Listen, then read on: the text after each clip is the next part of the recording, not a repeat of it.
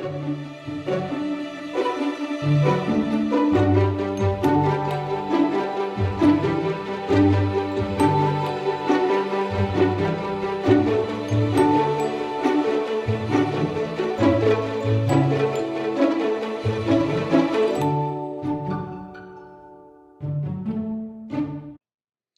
everybody, today I want to counter the video I did yesterday about how your gut can kill you and tell you the opposite, which is that your gut can heal you. Your gut can reverse so many of the metabolic problems that develop from a poor diet. So first of all, of course, I'm going to tell you again, we need to go back to nature's pharmacy to take care of us, not the fast food and all the junk food, but good food. But you know, our ancestors had some things right because they used what was in the natural world to help them stay healthy. For example, Native Americans used to pick foxglove, the common kind like you see on the right there. We've taken it and created some beautiful species that we might use in our gardens, but the scientific name of foxglove is also digitalis, and if you've ever had a heart condition, you know that one of the medications you might be given is digitalis. What the Native Americans used to do was they would take the foxglove plant and brew a tea, and they could brew it so that it was strong or weak. That was used to help people as they aged to maintain a steady heart rate. Another example, white willow bark. If you make white willow bark tea, again, weak or strong, the substance that's in there is salicylic acid, which is aspirin. White willow bark tea could lower fevers and relieve aches and pains. So what do we do nowadays? Basically, we're eating all the wrong things. The food pharmacy that we're consuming is the same as sticking toxins in our body. I remember when Karo syrup, not that I'm picking on a particular brand, but I just remember it from my childhood. When Karo syrup came out, my mom was really happy because it was an easy way to sweeten things. It made like the fudge that she would make smoother, and we didn't know, just like we didn't know back then that cigarettes could kill you. We didn't know back then that high fructose corn syrup was much, much worse than eating high quantities of regular sugar. Our bodies process it much like it does alcohol. It tends to damage the liver. That's just one example. We stick meats and cheese and saturated fats in our body like crazy. We eat processed foods. We don't go to the markets and buy the fresh fruits and vegetables and make things for ourselves anymore. Instead, we buy pizza, we buy hot dogs. Oh my gosh, have you ever thought about all this stuff that makes up a hot dog? If you saw one being made and you heard about what goes into it, you probably never would eat one again. And then there's ketchup. Did you know that ketchup is primarily sugar with a little bit of tomato paste?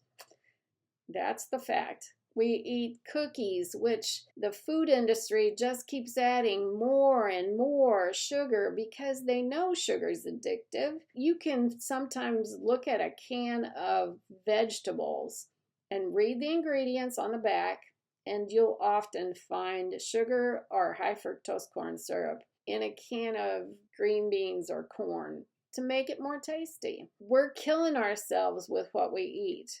Remember that good old food pyramid that we learned about way back when that said you should have mostly grains? Look at the grains on that food pyramid. Most of those appear to me to be processed. We don't make our own breads anymore. We buy them. And if you read the ingredients, there's going to be saturated fat and sugar in there.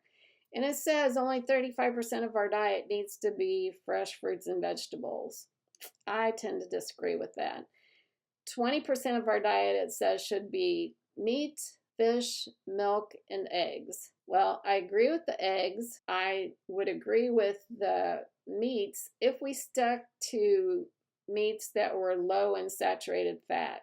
Dairy products, very high in saturated fat. I don't think we need them. And then only 5% should be oils and sugars and sweets. Boy, did we not even hit this food pyramid, which really isn't healthy. When I look at how much of the American diet is made up of fresh fruits and vegetables, here's an example. About 33% of Americans get 2 fruit servings a day, and they probably get them through highly sweetened fruit juices and those kind of things, because in the FDA food pyramid, those things are considered a fruit serving. 27% of Americans get 3 vegetable servings a day, and only 14% of Americans are getting both 2 fruits and 3 vegetables a day. Again, what we eat is killing us. So a big reason for this is because those things that we're putting in our digestive system is killing the gut biome. The gut biome are those bacteria that are naturally there that have developed with us over thousands and thousands of years to help us with digesting our food and to help us get the nutrients out of our food. And they're there to help keep us healthy. If that biome gets out of whack, gets destroyed, and we get the wrong things growing, we have problems. For example, we get, I know that looks like it says worms, but it's actually showing you a stomach ulcer. We used to think, well, stomach ulcers are a result of stress and blah, blah, blah. But actually what they found is that the most common cause of a stomach ulcer, or any ulcer in the digestive system, is due to an infection. H. pylori, which is a bacteria that's extremely toxic, is destroying the lining of the stomach or the intestine, wherever that ulcer is.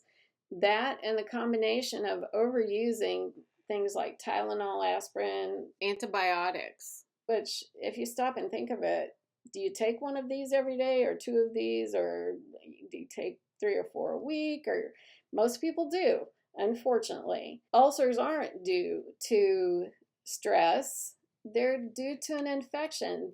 And these infections get started because we disrupt that normal gut biome, and we kill off that normal bacteria that should be there, that gives that unhealthy bacteria a chance to grow. Another thing that happens when we eat the wrong foods is we get ulcerative colitis. We get problems with our lower digestive tract, which affects elimination, poop, and we get problems in that area. So what we eat passes through all of our digestive tract, and if we're eating the wrong things and we're messing up those bacteria that should be there, those good bacteria, then we're causing problems for ourselves. So studies have shown lately that if you took poop from a healthy, thin mouse and poop from a fat, unhealthy mouse. Sorry, everybody, through this whole section I keep saying transfusions when I should be saying transplants. And you gave them poop transfusions where the healthy mouse's poop got put into the unhealthy mouse and vice versa. What they find is their bodies react, and the healthy mouse becomes overweight and develops health problems, and the unhealthy mouse starts to lose weight. Their health problems tend to diminish. What do those studies mean? Well, there are some places out there that are doing poop transfusions for humans. They're trying to transfuse that poop from a healthy, thin person into a person who's overweight and has health problems. What they're finding is if you continue to eat the wrong way, that's not going to help. To do that, to try to lose weight, so far they haven't perfected that. I wouldn't try that. It sounds just too gross to me. However, there are people out there who have been desperate enough that they would try it. Just like right now, there are so many who are desperate to lose weight that they've used semaglutides, and they don't care if they have to stay on them for the rest of their life, even though we don't really know what the long-term effects is going to be.